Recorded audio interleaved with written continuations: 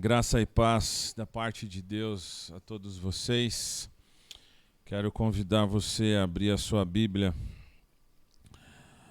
no livro de Atos, no capítulo 1, versículos de 6 a 11.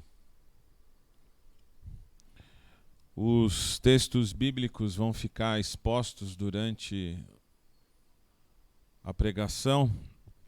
Você pode acompanhar aí na frente. O texto diz assim: Então os que estavam reunidos com Jesus lhe perguntaram: Será este o tempo em que o Senhor irá restaurar o reino a Israel? Jesus respondeu: Não cabe a vocês conhecer tempos ou épocas que o Pai fixou pela sua própria autoridade. Mas vocês receberão poder ao descer sobre vocês o Espírito Santo, e serão minhas testemunhas, tanto em Jerusalém como em toda a Judéia e Samaria e até os confins da terra. Depois de ter dito isso, Jesus foi elevado às alturas, à vista deles, e uma nuvem o encobriu dos seus olhos. E estando eles com os olhos fixos no céu, enquanto ele subia, eis que 2 homens vestidos de branco se puseram ao lado deles e lhe disseram: Homens da Galileia, por que vocês estão olhando para as alturas? Esse Jesus que foi levado do meio de vocês para o céu virá do modo como vocês o viram subir. Que o Senhor nos abençoe nessa manhã. Que o Senhor nos dê sabedoria para entender a sua palavra. Em nome de Jesus. Amém. Oração de olhos abertos. Também pode, né? O Gui fez várias hoje, então tá podendo. No primeiro domingo do Advento, nós vimos com Mateus a promessa contida nas Sagradas Escrituras. E particularmente o Mateus falou bastante do Antigo Testamento sobre um Messias que viria para acabar com as trevas que o pecado fez toda a humanidade entrar. O primeiro ato criativo de Deus foi de criar a luz.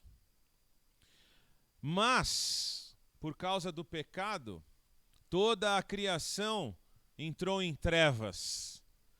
E houve uma promessa que essas trevas desapareceriam. A luz surgiria.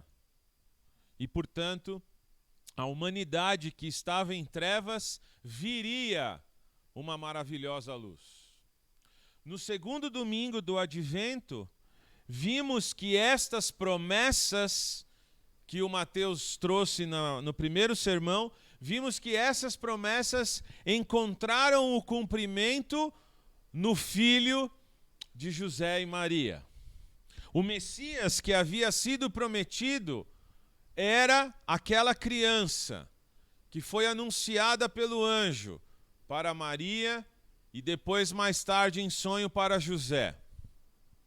Vimos que o Deus Emanuel habitou entre nós. Vimos a sua glória como a glória do unigênito do Pai.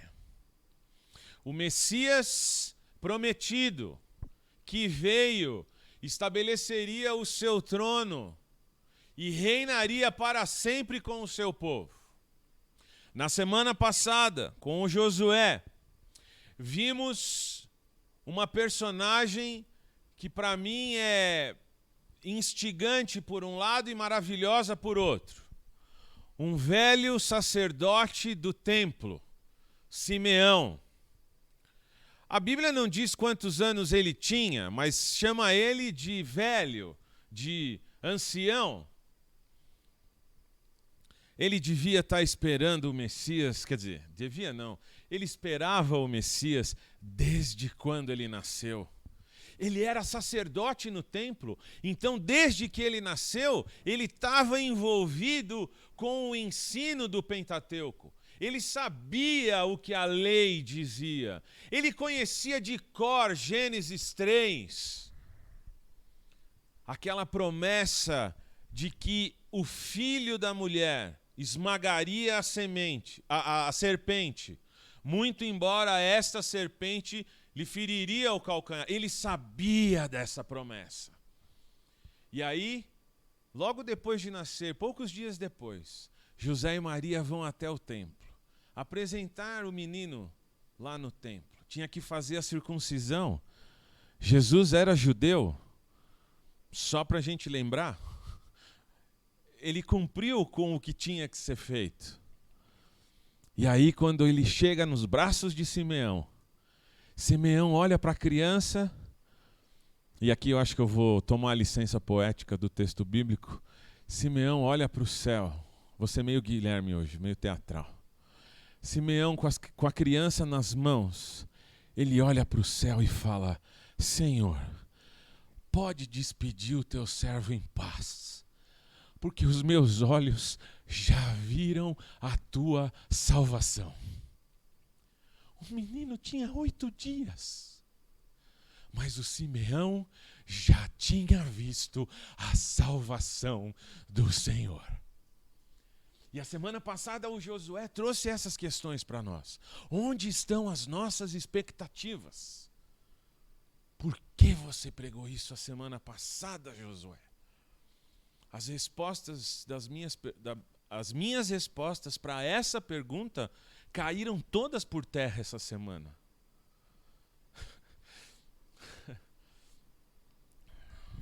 Aonde estão as nossas expectativas? Foi assim que o Josué terminou a semana passada.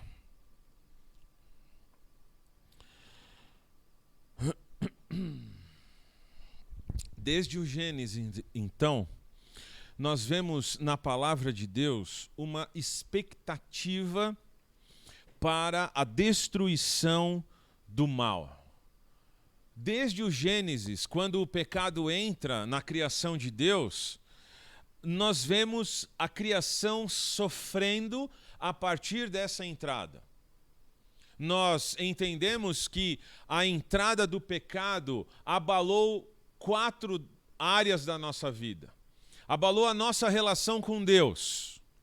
A Bíblia vai dizer que o pecado faz separação entre nós e Deus. O pecado criou um problema no relacionamento do ser humano com o seu semelhante. Logo depois do pecado, Adão não assume a responsabilidade e joga nas costas de Eva a culpa que era sua por ter pecado contra Deus. Portanto, agora aquela que era carne da minha carne e ossos dos meus ossos, agora é minha inimiga e é culpada de eu ter pecado contra Deus. Além disso, o pecado também trouxe um problema na relação que temos conosco mesmos. Adão passou a ter medo de Deus. Aquele Deus amoroso que todo dia, na viração do dia, aparecia para conversar com Adão, passou agora a causar medo para Adão. Adão tinha que se esconder. E um quarto problema, o pecado trouxe a quebra do relacionamento da humanidade com a própria criação. A criação passou a sofrer por causa do pecado.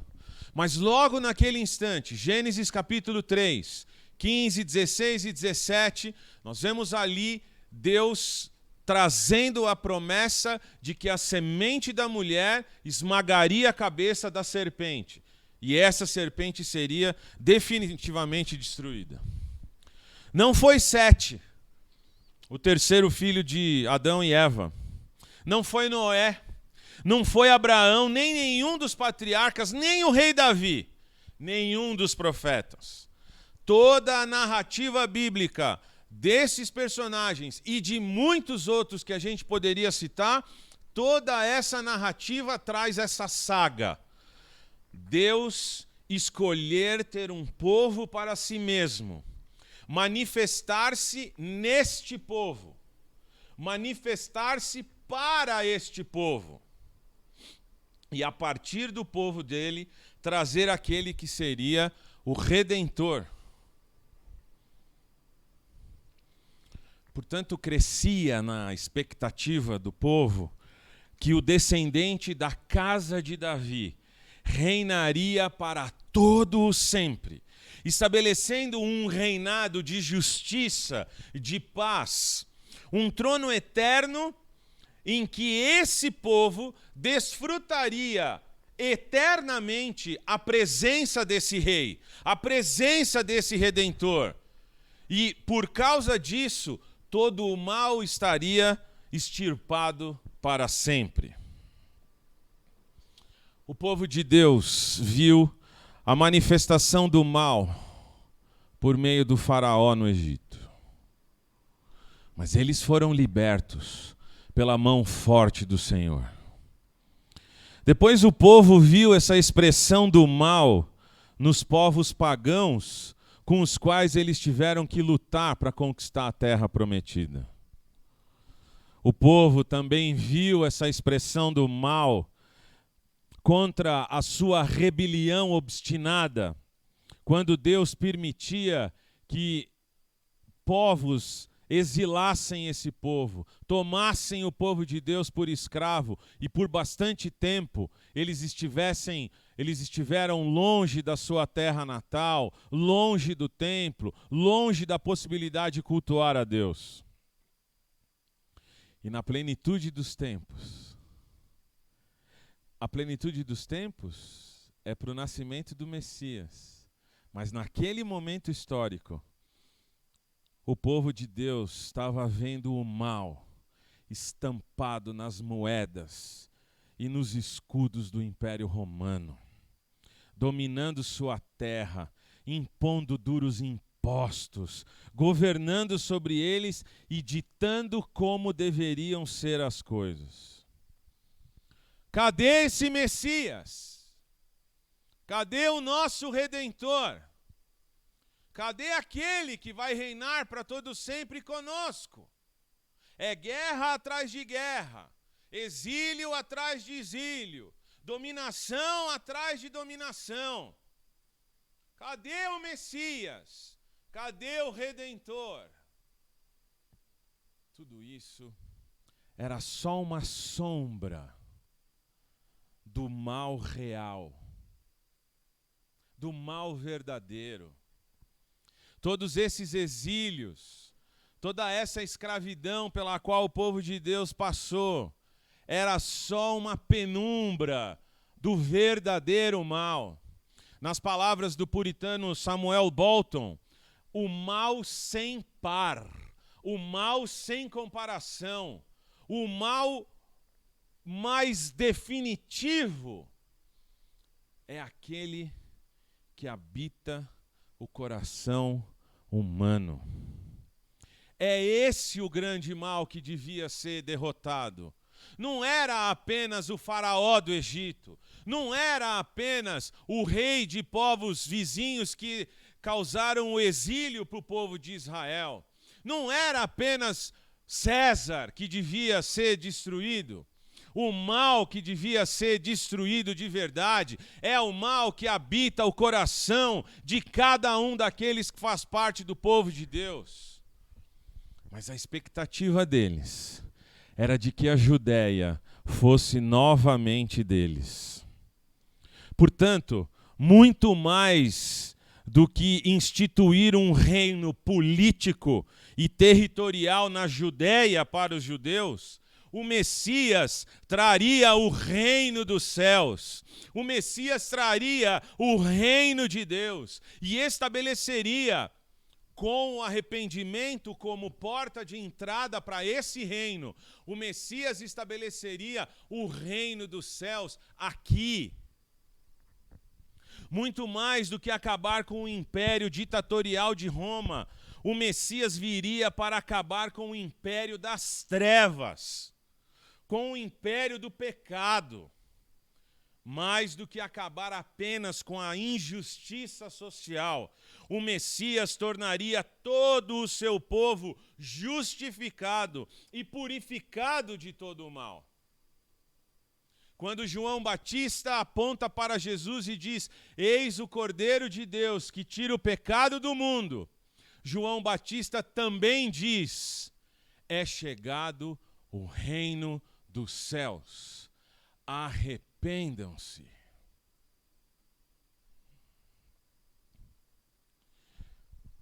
no final dessa introdução, quero fazer a primeira aplicação deste sermão para cada um de nós aqui.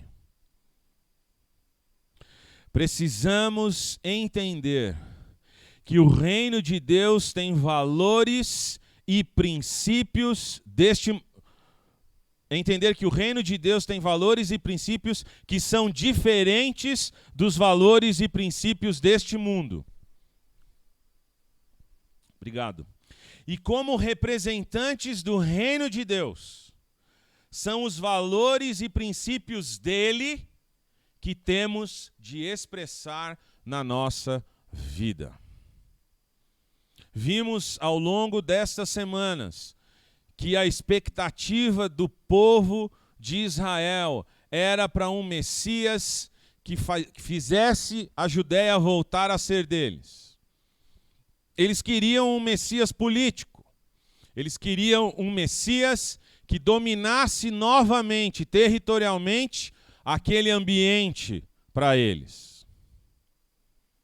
Em Atos 1:6, nós vemos isso claramente. Então os que estavam reunidos com Jesus lhe perguntaram: será este o tempo em que o Senhor irá restaurar o reino a Israel? É exatamente essa ideia que não só os discípulos que andaram com Jesus por mais tempo, muito próximos dele, mas todo o povo judeu daquela oportunidade, é exatamente esse o tipo de Messias que eles estavam querendo, desejando. Um Messias que fizesse com que a Judéia voltasse a ser dos judeus. Jesus não foi um Messias nacionalista, político, correspondente às expectativas judaicas correntes da época. Ainda que Jesus seja um Messias de Deus, o cumprimento dessas promessas estava ocorrendo no reino espiritual, não na esfera sociopolítica. Palavras do George Led. Aqui é um momento muito interessante da gente parar um pouquinho e pensar. Um dos 12 apóstolos, dos primeiros apóstolos, um dos 12 era um zelote, um Simão. Inclusive, na tradição ele é chamado de Simão o Zelote. Os zelotes eram um grupo de judeus revolucionários, anarquistas. Não, graças a Deus. Eles eram anarquistas. Eles queriam tomar de volta a Judéia na base da briga, da luta, na base da porrada, na base da guerra. Os zelotes tinham um pequeno canivete chamado sica. Eles eram chamados de sicários também por causa disso. Eles tinham um pequeno canivete escondido na roupa. E não era para cortar fruta no meio da estrada. O canivete era para matar mesmo. Para matar os romanos. Para destruir Roma. E um destes foi chamado por Jesus. Um destes foi chamado para andar com Jesus. Esse é o motivo pelo qual cada um de nós aqui tem que ser muito grato a ser chamado por Jesus. Porque nós não somos igual o Simão Zelote. Jesus chamou gente pior do que você e eu para andar do lado dele. Então há esperança para nós. E é interessante ver é interessante ver o que a Bíblia traz sobre as falas de Simão. Um revolucionário andando do lado de Jesus, querendo destruir Roma. E é interessante ver o que a Bíblia fala, o que Simão fala nas Sagradas Escrituras, no Novo Testamento. Mais um. Pode ir mais um, Vini. Volta. Aí. É esse o discurso de Simão o Zelote na Bíblia. Nada. Zero. A expectativa do Simão era pegar uma faca e acabar com os romanos. ao lado de Jesus, Simão ficou mudo. Isso me traz a aplicação número 2 do sermão de hoje. No reino de Deus, vale muito pouco o que nós pensamos sobre as coisas da vida. Se o que pensamos não condiz com o que a Bíblia Sagrada ensina, nossos pensamentos não valem muito. Acabamos de passar por um processo eleitoral. Metade desse país colocou as suas esperanças num candidato. A outra metade num outro candidato. Uma pequena porção de pessoas não colocou esperança em nenhum candidato. Bom, um deles ganhou. Aqueles que confiaram no vitorioso estão alegres e felizes. Aqueles que depositaram a sua confiança no que perdeu ficaram tristes, amargurados, abatidos, desesperançosos. E aqueles que são do povo de Deus ficaram como? Do mesmo jeito. Tem gente do povo de Deus depositando suas esperanças no governo que vai assumir dia 1º. E tem gente do povo de Deus que parece que decretou o fim do mundo porque o seu candidato perdeu. Estamos errados como povo de Deus. Se as nossas expectativas não forem pautadas pela palavra de Deus, nada vale o que nós pensamos. Zero. Se a sua visão de mundo não é a visão que a Bíblia te dá, sua visão de mundo não serve para nada. Seja sua posição política, econômica, social, o que você pensa sobre o casamento, o que você pensa sobre a educação, o que você pensa sobre as coisas da cidade, não importa. Se aquilo que eu e você pensamos não está dentro da palavra de Deus, não importa o que eu e você pensamos. A expectativa dessas pessoas estavam erradas, porque a expectativa daquelas pessoas que estavam ansiando pelo Messias não estavam pautadas pelo que as promessas falavam. Eles estavam enganados, eles não conseguiam enxergar que Jesus estava trazendo o reino dos céus.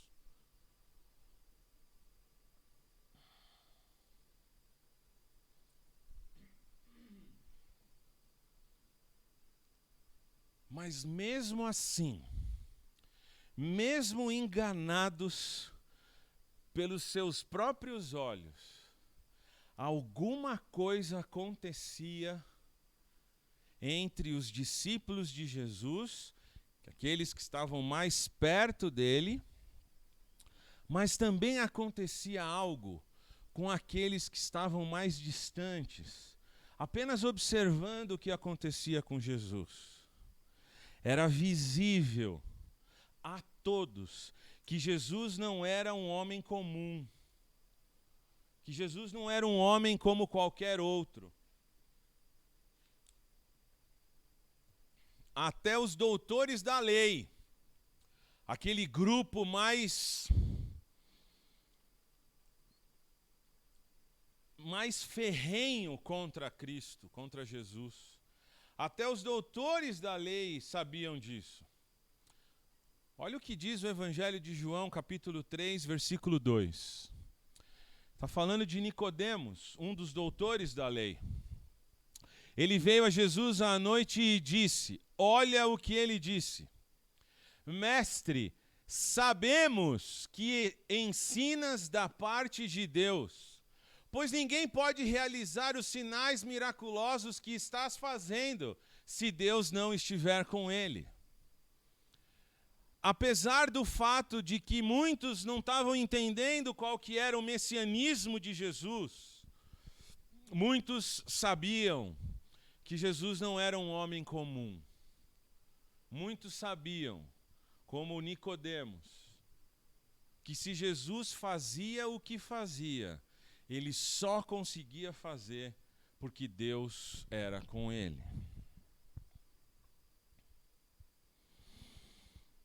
Jesus estava sempre conversando com os seus apóstolos, com aqueles mais chegados a ele. Não só os 12, mas um grupo que andava mais perto. Dentro dos 12, tinham 3 que eram mais chegados a Jesus. E dos 3 tinha um sobre o qual Jesus ainda podia descansar a cabeça. Um dia, Jesus estava explicando aos seus discípulos que ele haveria de ser entregue aos líderes religiosos. Ele seria zombado, açoitado e crucificado. Mas ao terceiro dia, ele ressuscitaria.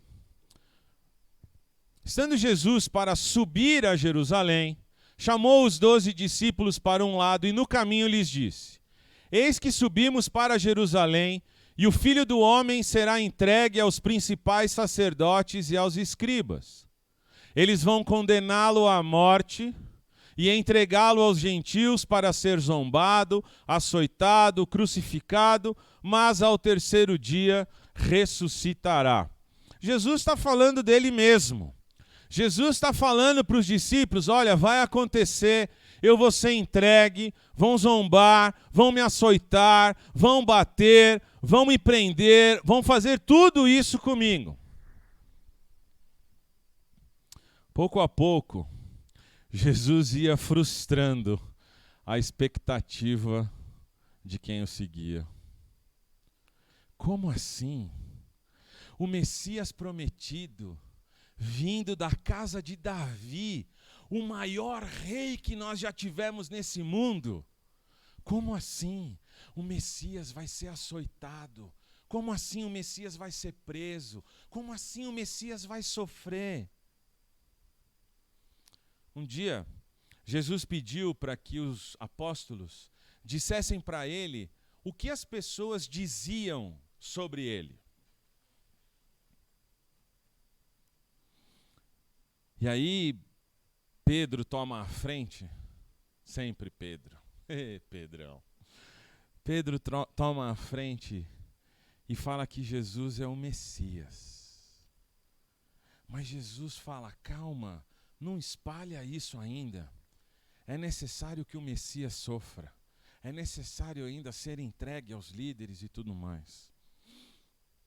Olha o que Jesus falou em João 18. Então se aproximou Jesus.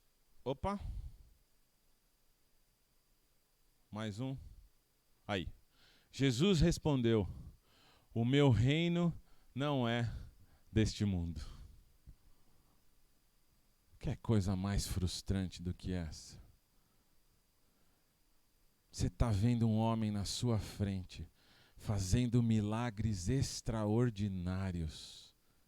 E ele vira para você e fala assim: meu reino não é deste mundo.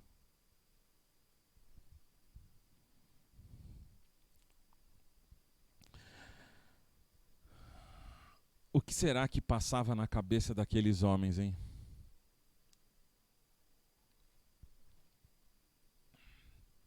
As coisas estavam tão esquisitas na cabeça daquelas pessoas que em Lucas 9, de 18 a 20, a gente tem uma passagem que mostra muito isso. Vamos lá.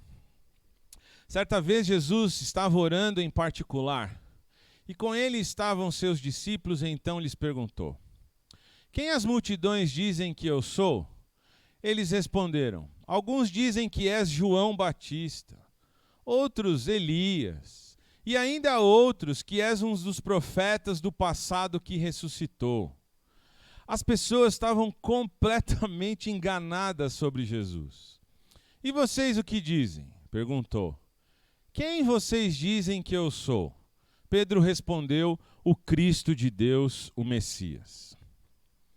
Só que Pedro era companheiro de outros 2 apóstolos que eram irmãos. E a mamãe destes apóstolos andava com Jesus. E a mamãe foi conversar com Jesus sobre os 2 filhinhos dela. Não, volta lá, por favor. Volta mais um. Mais um. É esse? Então se aproximou de Jesus a mulher de Zebedeu com seus filhos. E adorando-o, pediu-lhe um favor. A gente não sabe como é que é essa adoração dessa mulher. O texto sagrado diz que ela adorou a Jesus. Se ela estava mal intencionada com essa adoração, a gente não consegue vasculhar o coração dela. Mas o texto dá uma dica do que está acontecendo ali. Jesus lhe perguntou: o que você quer? Ela respondeu: mande que no seu reino estes meus 2 filhos se assentem à sua direita e outro à sua esquerda.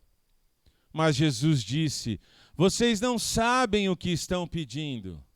Será que podem beber o cálice que estou para beber? Eles responderam: podemos. Então Jesus lhes disse: vocês beberão o meu cálice. Quanto a sentar à minha direita e à minha esquerda, não me compete concedê-lo, pois é para aqueles a quem está preparado por meu Pai. As pessoas estavam completamente fora do que estava acontecendo naquele momento. As pessoas não estavam entendendo o que aconteceria com Jesus. E até mesmo aqueles mais próximos de Jesus passavam pelos mesmos problemas. Pelo relato de Lucas em Atos, vemos que Jesus, já ressuscitado, tinha passado 40 dias com aquelas pessoas e dando várias instruções para eles. Atos 1, de 1 a 5. Escrevi o primeiro livro, ó Teófilo, relatando todas as coisas que Jesus começou a fazer e a ensinar até o dia em que ele foi elevado às alturas, depois de haver dado mandamentos por meio do Espírito Santo aos apóstolos que tinha escolhido. Depois de ter padecido, Jesus se apresentou vivo a seus apóstolos, com muitas provas incontestáveis, aparecendo-lhes durante 40 dias e falando das coisas relacionadas com o reino de Deus. E comendo com eles, deu-lhes esta ordem: não se afastem de Jerusalém, mas esperem a promessa do Pai, a qual vocês ouviram de mim. Porque João, na verdade, batizou com água, mas vocês serão batizados com o Espírito Santo dentro de poucos dias. Então, Jesus havia morrido, eles ficaram decepcionados, tristes, desesperançosos. Jesus ressuscitou, voltou a esperança, voltou a alegria. Jesus dá uma série de mandamentos, uma série de ordens, resumidas nesse trecho de Atos capítulo 1, de 1 a 5. E certamente por 40 dias, Jesus falou muitas coisas a respeito do reino de Deus. Mas mesmo assim, eles não estavam entendendo o que estava acontecendo. Mesmo assim, eles não sabiam o que realmente significava tudo o que Jesus está falando. No versículo 8 de Atos, que nós lemos hoje, Jesus disse o que eles deveriam fazer. Depois da descida do Espírito Santo, eles seriam propagadores do Evangelho de Jesus. Essa mesma ordenança já tinha sido dada logo depois da ressurreição, no que a gente chama de a grande comissão.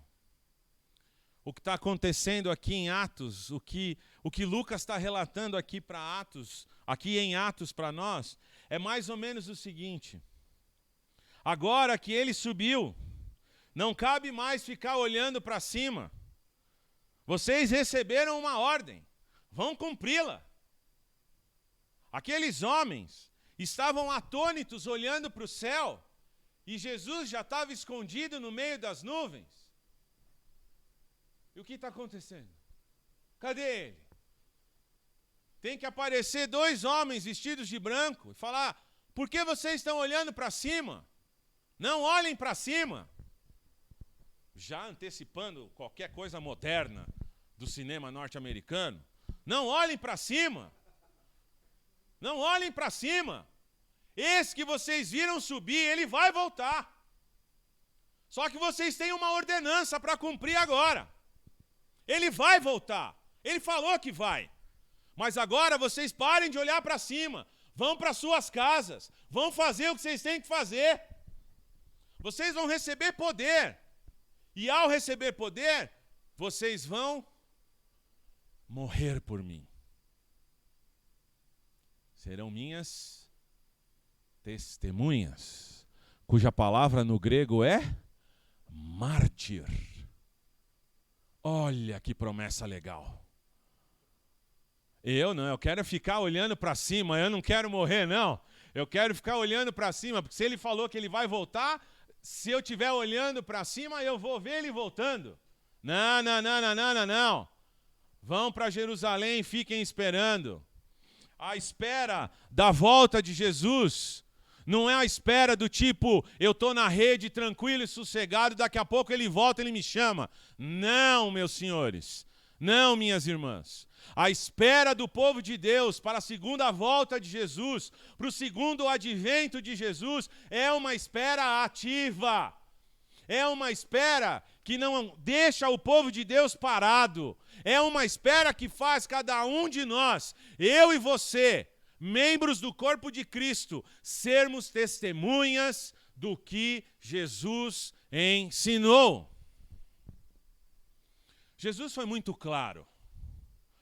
Não compete a vocês saber os tempos e os prazos que o Pai determinou. Como é que eu e você devemos esperar a volta de Jesus? A nós foi dada a mesma ordenança que para os primeiros discípulos. Cada um de nós é um enviado a fazer novos discípulos. Se você não lembra do que eu vou falar agora, vá até o canal da gente no YouTube e escute esse sermão do Mateus em Atos capítulo 2, no final do capítulo 2.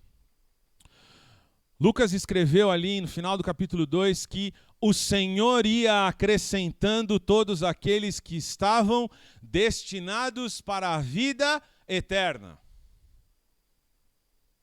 Então é como se os apóstolos estivessem almoçando, abre a porta, entra um cidadão e fala, eu estou destinado à vida eterna, vou cear com vocês aqui. Não. Como é que essas pessoas eram acrescidas ao povo de Deus? Através da pregação dos discípulos de Jesus Cristo. Como crerão se não há quem pregue? Quem pregará se ninguém for enviado? É dessa maneira que o Senhor acrescentava aqueles que estavam destinados à vida eterna.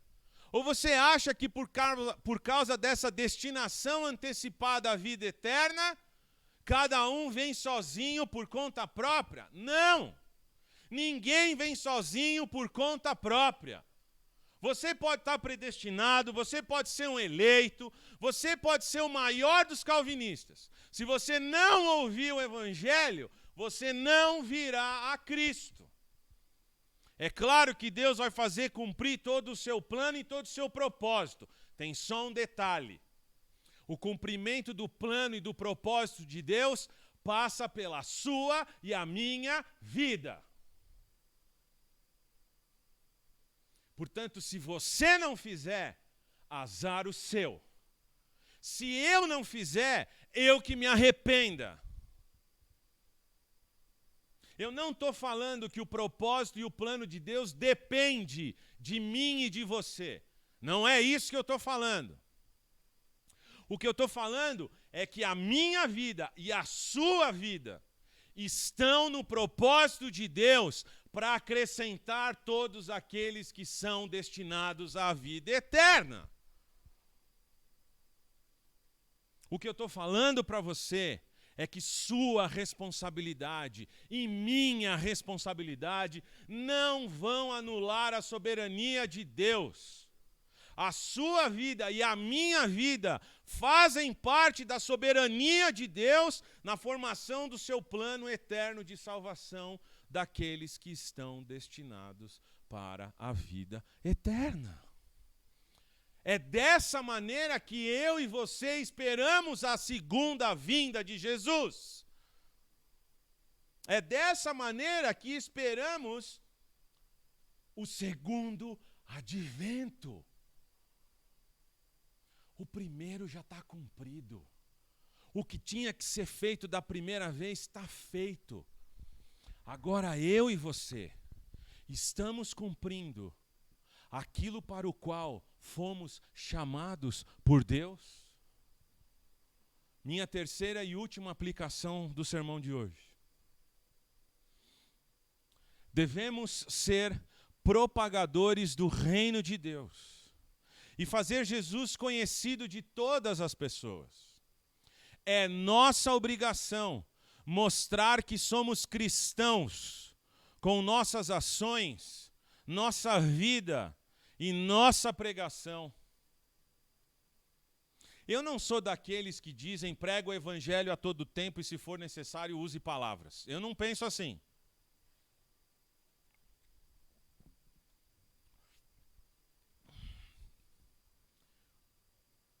As pessoas precisam olhar para nós e ver Jesus em nós. Lembra como as pessoas que seguiram a Jesus foram chamados em Antioquia? E dessa forma foram chamados os primeiros cristãos. Pequenos cristos. Portanto, meus irmãos, o segundo advento está relacionado com aquilo que eu e você temos que fazer na nossa vida. Spurgeon, o maior dos pregadores depois do apóstolo Paulo, na minha modesta opinião, Spurgeon era muito carinhoso com os membros da sua igreja. Olha o que ele falou. Todo cristão é um missionário ou um impostor. Queria ter um pastor assim? Não, né?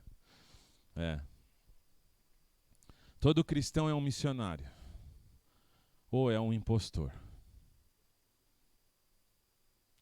Imagine que você... Vou apelar agora para os sentimentos das pessoas. Imagine que você está no leito de morte da pessoa que você mais ama e você segue essa pessoa. E essa pessoa está para morrer. Ela te pede uma coisa. Por favor, depois que eu morrer, você pode regar as plantas todos os dias? Por favor. Aí a pessoa morre nas suas mãos. O que você vai pensar? O que você vai fazer?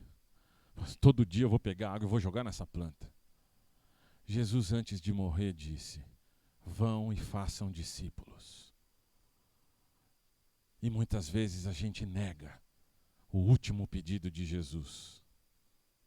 O último, quero dizer, nesse sentido. Entende o que eu quero dizer? Dr. Oswald Smith, um homem que foi conhecido como Senhor Missões. Olha o que ele falou sobre o que eu e você devemos fazer. Todos somos chamados, uns para o outro lado do mundo, uns para o outro lado da rua. A nossa espera da segunda volta, da segunda vinda de Jesus, a nossa espera da volta de Jesus é uma espera ativa. Os nossos pés, irmãos, não podem... Como é que eu vou dizer isso? Os nossos pés não podem estar no chão, arraigados de tal maneira que a nossa esperança seja só o que a gente tem aqui.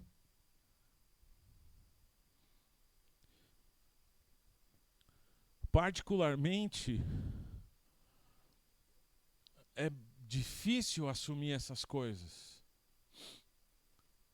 Quando no início da semana você é demitido da escola que você mais gosta.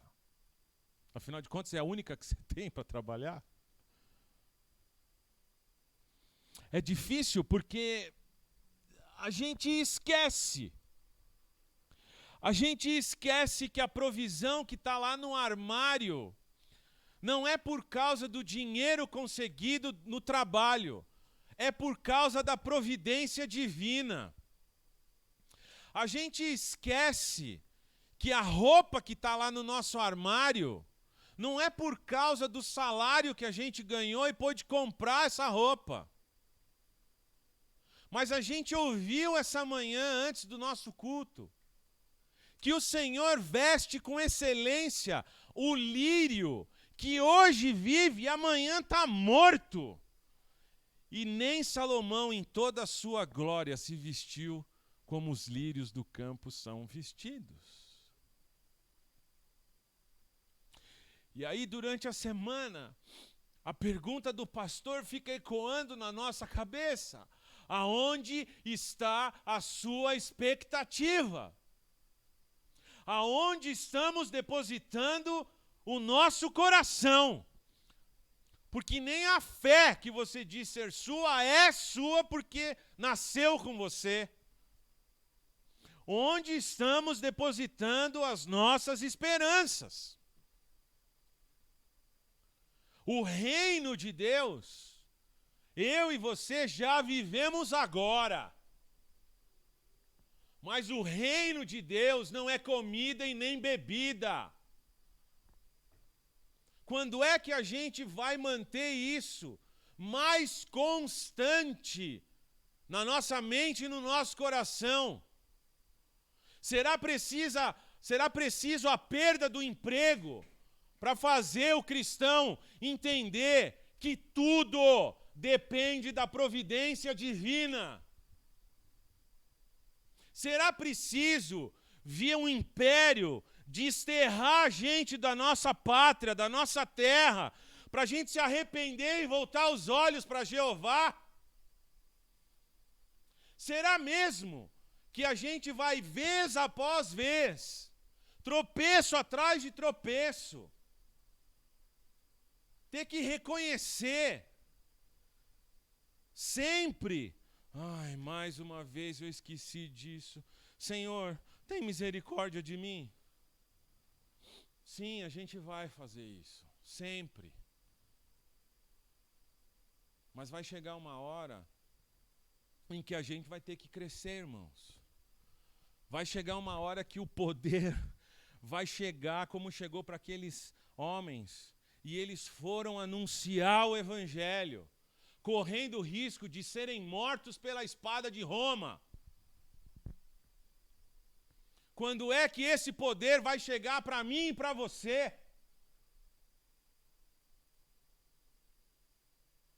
A espera do segundo advento é ativa. Termino com as palavras de Mateus, capítulo 24, versículo 14. E será pregado este evangelho do reino por todo o mundo, para o testemunho a todas as nações. Então virá o fim. Eu não sei como, falava com o Mateus essa semana, eu não sei como. Eu não tenho poder de influenciar Deus a fazer nada. Mas Deus falou que o fim vai vir quando a palavra de Deus for conhecida de todas as nações. E a palavra de Deus vai ser conhecida em todas as nações por causa da sua vida e da minha vida. Aí vai vir o fim. E eu não sei determinar, eu não consigo determinar o fim. Mas de alguma maneira no plano de Deus, a segunda vinda de Jesus passa por eu e você fazer Jesus conhecido em todas as nações. Mas não precisa ser a nação, não. Pode ser o outro lado da rua. Pode ser o apartamento do prédio onde você mora, ali do lado. Aí vai vir o fim. Eu não sei quando vai ser, mas Jesus falou que de alguma maneira passa pelo nosso ministério. Portanto, meus irmãos, se a gente precisa de arrependimento, porque não está pregando o Evangelho, vamos nos arrepender. Se a gente está pregando o Evangelho, nós precisamos pregar mais. Precisamos pregar mais, sempre. Senhor, muito obrigado pela Tua palavra. Muito obrigado, Senhor, porque a Tua palavra nos instrui e nos ensina. Ó Deus, se estamos sendo negligentes com a nossa responsabilidade de sermos testemunhas do que Jesus nos ensinou, Senhor, tem misericórdia de nós. Perdoa os nossos pecados, Senhor. Se estamos sendo servos inúteis, porque não cumprimos direito com a nossa obrigação, Senhor, em primeiro lugar, perdoa os nossos pecados. E em segundo lugar, Senhor, capacita-nos a fazer aquilo que é nossa obrigação fazer. Ó Deus, a Tua palavra diz que são formosos os pés daqueles que anunciam as boas obras. Ó Deus, tem misericórdia de cada um de nós. Capacita, instrui, ensina. Ó Deus, incomoda a gente quando a gente estiver muito tranquilo na nossa caminhada. Com tanta gente perecendo e indo para o inferno, Senhor, a gente não pode ficar tranquilo e sossegado na nossa vida cristã. Ó Deus, o Teu Espírito já foi derramado lá no Pentecoste para aquelas pessoas. Nós já fomos alcançados pela Tua graça e por causa disso já fomos batizados no Teu Espírito. Agora incomoda a gente, Senhor, para que a gente saia do nosso lugar comum, para que a gente saia, Senhor, da nossa tranquilidade e para que a gente possa cumprir as ordens que o nosso Mestre, o Teu Filho amado Jesus Cristo nos deu. Que possamos ir e fazer discípulos, batizando-os e ensinando-os, Senhor, o que o Teu Filho Jesus nos ensinou e temos registrado na Sua santa palavra. Fica conosco, Senhor, todos os dias da nossa vida. Em nome de Jesus. Amém.